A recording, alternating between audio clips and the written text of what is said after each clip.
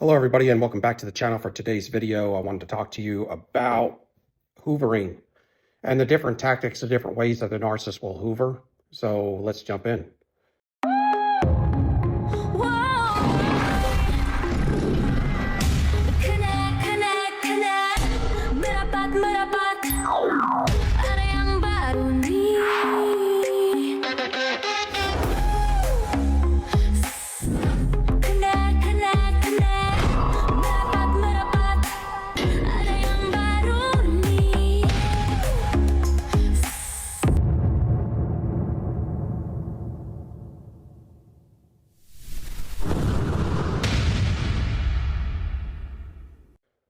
So after you've been through a cycle or several cycles with the narcissist, you may notice that they have patterns that they run.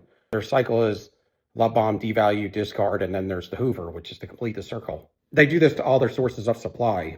They will come back in and get you to open back up the relationship, to suck you back in like a vacuum cleaner, a hoover vacuum cleaner. And once they get you sucked back in, the whole cycle will end up repeating itself just the same way as it did before, except the only difference, it'll be harsher, it'll be maybe faster, and it will be more detrimental to you. And there's several different tactics that they use depending on what cycle they're in with you, as far as how many you've been with them, because eventually you start to catch on certain things aren't going to change. They have certain ways about them that aren't going to change, and they're sinister. They're manipulations, they're lies, and they're tricks that they play all the time. So you start to smarten up and maybe you realize what narcissism is. And then the next step after you wake up to narcissism is getting out of there, getting away from them, going no contact. And it's tough because you got to break the trauma bond. You got to break from this hot and cold. They get you addicted to this negative energy that is unpredictable and gets you to go do this back and forth with them. And it gets your whole endocrine system all whacked out. The narcissist gets you to where you're second guessing yourself so much and you need so much validation through them. That's how it starts to become where you get kind of addicted to getting their validation as well and getting some kind of comfort from them. And a lot of it comes from indifference. They treat you with such indifference. It's almost like there's no opinion, no feelings, no emotions. So that makes you feel insignificant. So a lot of times you're trying to get some sort of validation, giving you the thoughts that you're doing a good job or you're treating them right, because that's what makes you feel good. When you're an empath and unawoke or unhealed and still dealing with childhood wounds, you will continue to go in to drive and to chase and to try to fix the situation by all means, by any means necessary. And that's what the narcissist wants you to do. That's how you lose yourself. That's how you succumb to them, and they get complete power over you, and you drop all boundaries and all power to them. You become subservient to them. So they will perform these discards on you, and then they'll come back and love bomb you when you start to regenerate, rejuvenate, and get your glow back up, so they can siphon off your identity and your fuel and do a identity switch with you again and again and again. And they use these Hoover tactics, and they just keep changing, and because they have to adjust the mask based on what your perceptions are. That's what they go off. So in the very beginning, it's pretty easy. They could just do a false apology, and you may accept that because you'll accept just about anything for cycle 2. But then when you get into cycle 3, it may be getting a little bit more tricky because you're knowing more about them. So they also do these love bombs too around those first cycles. They'll love bomb you. They'll give you affection. They'll give you compliments and attention. They'll promote change in the relationship. They may gift you, and they'll tell you how they're going to be better. So these are things that they will say to you early on in the staging, maybe the cycle 2, and you're still kind of new with them. You don't really quite know exactly how these things are going to turn out, and you have high hopes. They will also next, maybe in cycle 2 or cycle 3, they'll start to play the victim. They'll tell you about how they suffered and they were misunderstood. You misunderstood them, and wasn't meant to be taken like that things were taken out of turn. They'll guilt trip you, make you feel bad, and they always play on your emotions, because that's what they hijack. They get you thinking from your emotional mind, so to speak, instead of your higher thinking and your logic. So that's what they do. And the first thing they do is they get you an ego by love bombing you. And when they get you an ego, you're thinking from your emotions. So that way they can hijack you and control you through your emotions. All you got to do is just find out your perceptions and then they play on them, and you think they're real or you want to believe them. So they have these fantasies that they take you into, which is the false self and everything that they want you to believe. And then early on, you kind of do believe it. So you're susceptible to thinking from your heart centers. But you should never think from your heart centers, as everything should be logical. I mean, you can think from your heart, but it should first be logical, because if it's not logical, then why are you doing it? They'll give you fake apologies. Sometimes they'll create jealousy situations. They get more trickier as you get into, say, cycle 4, 5, and 6, because they can't come back with the same old fake apology. So they'll start creating jealousy situations or make you feel like they have other options, and they may pursue these other options, or they're living the life out there without you. You're missing out, and you're going to lose them and all this, or you've lost them, or so they get you chasing them, and you may get jealous because they may start to triangulate. They may be seeing somebody else, or they may have a potential, or they be making up potential dates that aren't even in the workings. And that's what they do a lot of times too. They will tell you that all these people are flirting with them when they're actually trying to get away from them or stay away from them because they've already been with them and they know what they're about. Or they may be flirting with them. They may be dating them. They may be seeing them as a secondary source or a tertiary source or something. They always are selling themselves, really. So a lot of times they can get low-hanging fruit, and they can always have somebody to create jealousy from. And they'll triangulate with their new source supply. And then if you walk into triangulation, then you will be the scapegoat for the new relationship, and you'll be feeding right into it. Well, what you really want to do is to just give it no energy and just let it go. And they'll have to pawn off that negative energy onto somebody else. And a lot of times it ends up going on to the new supply and shortens their love bombing phase.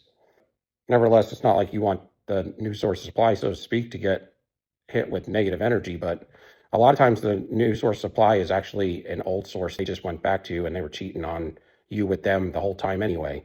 So they're usually around the same level of vibration, the same level of ethics and morality as the narcissist, which is very poor, to say the least.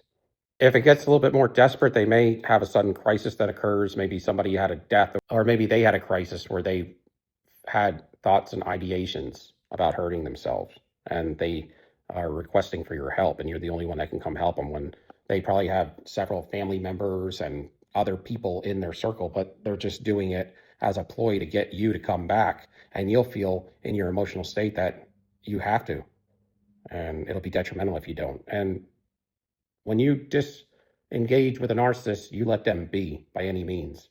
They can find somebody else if they need their help. They're just manipulating, just to take you down, tear you apart, and sabotage you. So don't walk into that. They will do this long silent treatment, and a lot of times that could be forever. They can silent treatment you for 9 months before they even think about coming back to you. Really. They have a gift when it comes to silent treatment, but they always have other sources of supply that they can hang on to and distract themselves and divert their attention. They don't walk in the 9 fruits of the spirit, so they don't feel empathy, and without empathy, you're just cold. So a lot of times that comes with silent treatment. Cold individuals can play silent treatment because you didn't matter to them that much outside of the fuel that you gave. They didn't feel any of your heartfelt decisions and thoughts, and the pouring out of your emotions that you did throughout cycle after cycle after cycle to try to help them feel love and understand that you cared about them. It doesn't work like that with them. They just want that fuel and convert it in their factory and switch it up so they can seduce other people with it.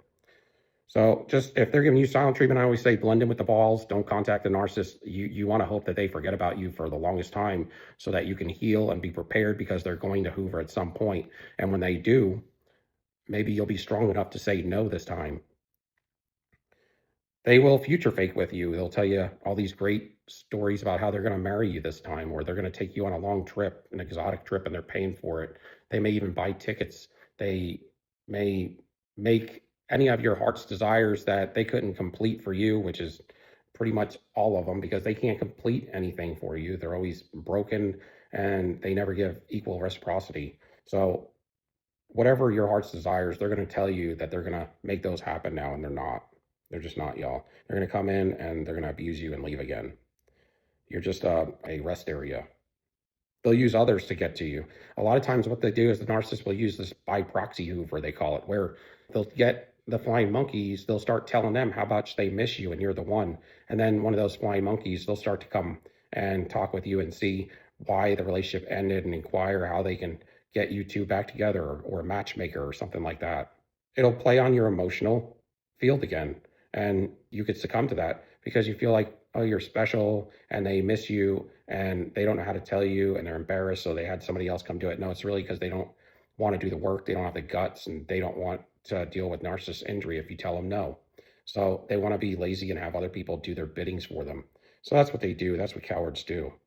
The last and final one I'm going to talk about is they will, a lot of times toward the end where they don't think they can get you back, they'll start coming in saying they've changed and this new persona. They went to therapy and they've come to the conclusion that they were making some wrong decisions and they were adjusting some things in their life after long, hard thought and in solitude and thinking about how they could have been better. Or maybe they got saved and went to church and got saved, or they met with the Lord, or they're working on things through therapy sessions and they got on some sort of medication or something. So these are ways that the narcissist will come at you and they will continue to switch that mask up for whichever one that works for you. So they take the screw on the mask and they'll tighten it up here and loosen it up here and maybe change out the nose and raise the eyes a little, whatever it takes. Maybe put a tear, like tattoo a tear on their cheek or something so that you feel like that they really care about you. But in all actuality, they hate themselves and they hate you too. They hate anything good and anything that prospers. They're all about destruction, y'all. And they come in to sabotage, to take down, to destroy, to steal all of your fruits, all of your blessings, and to leave you with the negative reaping and the negative energy as they dump it off and walk away to seduce new supply with your fuel and your identity, while you're left stuck to burn off their fuel, to reap their negative reaping, and to deal with the broken heart and what's left after the destruction of all of the treachery that they have performed and betrayal upon you. So give them the door slam. And they always say, revenge is a plate best served cold. Well, you don't want revenge, but it's okay to serve them a cold plate, y'all. And they should get the picture. They still will probably continue to come back here and there. But if you block them everywhere, don't look at their social media, just continue in your own direction, healing, and don't say yes to any of their hoovers. They usually hover first before they hoover, which is you might spot them in and around you, but they won't talk to you sometimes, or some place that you frequent, they may show up, or they may stop by your work, but stop by to talk to somebody else that they met through you, but they won't talk to you because you're on no contact, but they'll be scoping you out. And that just generally means they're checking you out and they're trying to heat check whether they will be able to get you back or not based on that. Just the sighting of them starts to pour all of these old memories back into you and get you thinking about that hot and cold again so you can get that next hit, y'all. So if you can give me a like, subscription, and a thumbs up, love y'all till next time. Soldier up.